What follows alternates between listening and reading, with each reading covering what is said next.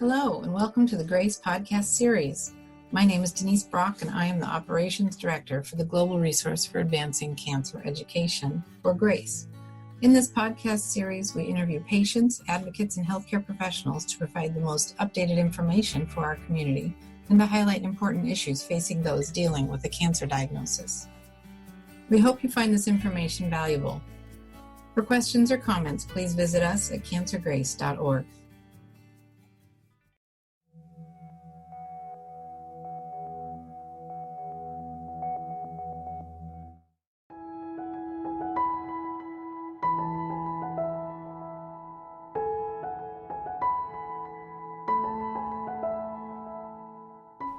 The treatment of stage 3 lung cancer has remained a pretty difficult topic for a number of years. So to remind everybody what is stage 3 lung cancer, well, to first start off, stage 1 lung cancer means there's just the tumor, no lymph nodes, it hasn't spread anywhere. Stage 2 means that the cancer has gone to lymph nodes that are still in the lung, and both stage 1 and 2 are usually treated with surgery as the main approach. Stage 4 means that the cancer has spread either within the lung or outside of the lung in a way where we're not going to be able to do surgery or radiation to cure. So stage 3 is in between. So we're still hoping to be able to cure, but the cancer has already spread into lymph nodes that are in the center part of the chest called the mediastinum.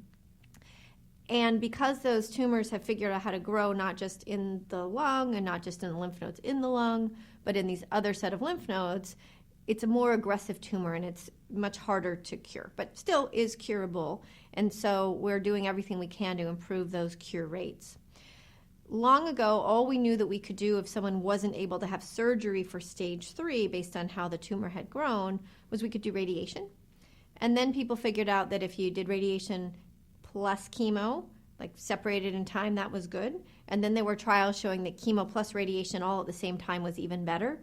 But then we got kind of stuck knowing that chemo plus radiation was better than either radiation or chemotherapy, but we hadn't been able to figure out what we could add to make that even better.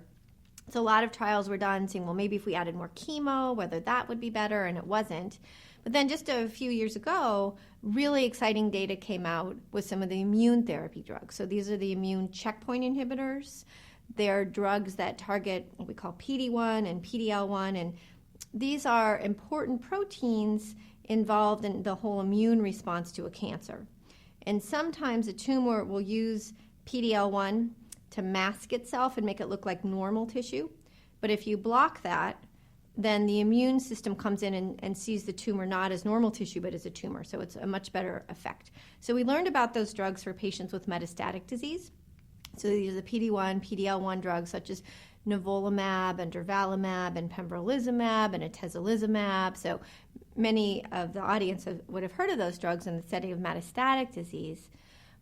But then there was a study called the Pacific trial that looked at bringing one of those drugs, durvalumab, in for patients who were getting treatment for stage 3. So this trial, the Pacific trial, took patients who had had chemotherapy and radiation together, trying to cure their lung cancer, and then they were randomized, and half the patients went on to get the durvalumab, and the other group did not.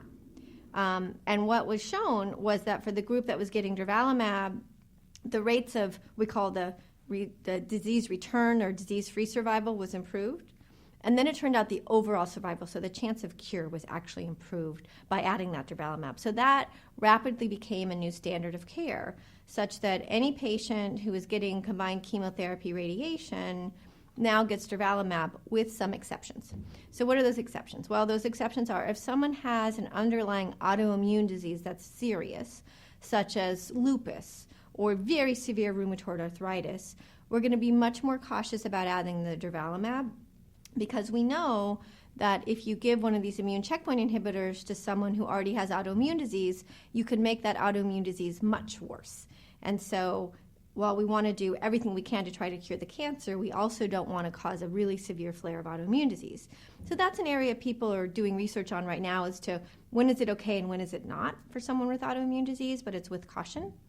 The other time we have to be careful is looking at the PD-L1 levels. So in a subset analysis, patients whose tumor had lower PD-L1 or no PD-L1 expression didn't seem to have as much benefit as people who had high PD-L1. Now, in the United States, that's not an issue. We can give durvalumab regardless. But in Europe, if you don't have PD-L1 expression on your tumor, they don't get the durvalumab. So there's some question about whether we're helping people as much if the PD-L1 level is low. Then the other big area is for patients who have the driver mutations. So if a patient has EGFR or ALK, those are the big ones, in their tumor, we know that in that setting, people with metastatic disease, the checkpoint inhibitor drugs like durvalumab don't work as well.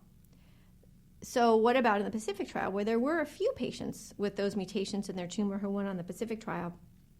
And they seem to have the disease-free survival benefit, but we don't know if there was actually an overall survival benefit. And the total number of patients was small, so we can't say with statistical confidence that they're getting that same benefit. So it becomes a question. And the other challenge is if someone's been on an immune checkpoint inhibitor and their cancer comes back, if they have EGFR, we'd normally be thinking about giving them a drug called osimertinib. But we know that if someone has the immune checkpoint inhibitor in their body already, up for like 3 months after they've last gotten it, that's sort of circulating around and changing how immune reactions occur. And if someone takes that osimertinib drug at the same time they've got this immune drug in their body, they have a higher rate of having an autoimmune problem in their lungs called pneumonitis.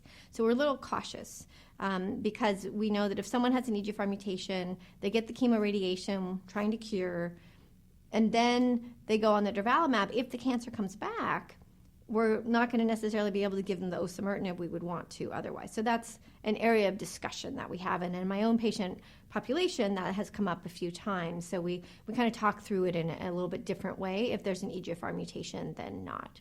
So when I think about who do I give durvalumab to after chemo-radiation for stage 3, it's almost everybody except people with severe autoimmune disease, and sometimes not for people with an EGFR mutation or ALK translocation. We'll talk about it, but we don't always go ahead with it in that setting.